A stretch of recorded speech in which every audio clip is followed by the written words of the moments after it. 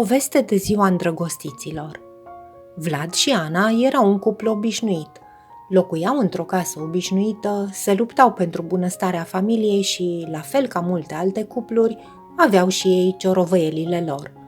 Mare parte din discuțiile lor se concentrau asupra ceea ce mergea rău în căsnicie și a cui era vina pentru asta. Până într-o zi când se întâmplă un lucru extraordinar. Știi, Ana, eu am niște sertare magice. De fiecare dată când le deschid, ele sunt pline de ciorap și lenjerie curată, spuse Vlad. Vreau să-ți mulțumesc pentru că te-ai îngrijit de asta în toți acești ani. Ana se uită mirată la soțul ei. Ce vrei, Vlad? Nimic, vreau doar să știi că apreciez acest lucru. În timp, Ana uită de gestul ciudat al lui Vlad până într-o altă zi când acesta zise: Ana, îți mulțumesc pentru că ai înregistrat corect toate cecurile luna aceasta. Ai scris corect numerele de 15 ori și ai greșit o singură dată. Este un adevărat record. Nevenindu-i să-și creadă urechilor, Ana îi spuse: Vlad, dar tu întotdeauna te plângi de cum scriu eu greșit cecurile. De ce nu te mai plângi acum? Acum vreau doar să știi că apreciez acest efort pe care îl faci. Ana dădu din cap și murmură în sinea ei: ce o fi venit? După câteva zile, comportamentul ciudat al lui Vlad deveni și mai ciudat. Ana, ai pregătit o cină minunată, spuse el într-o seară. Îți apreciez tot acest efort. Cred că în ultimii 15 ani ai pregătit pentru mine și copii mai bine de 14.000 de mese. Apoi, într-o altă zi: Doamne, Ana, dar casa noastră arată ca un pahar.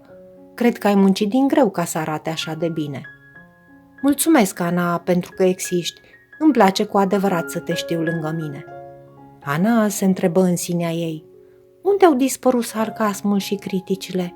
Și în următoarele zile, Vlad continuă să se concentreze asupra lucrurilor pozitive. De-a lungul săptămânilor, Ana a început să se obișnuiască cu noul comportament al soțului ei și, din când în când, chiar îi mormăia câte un mulțumesc. Într-o zi se petrecu un lucru atât de straniu încât o lăsă cu gura căscată. Vreau, draga mea, să faci o pauză, spuse Vlad.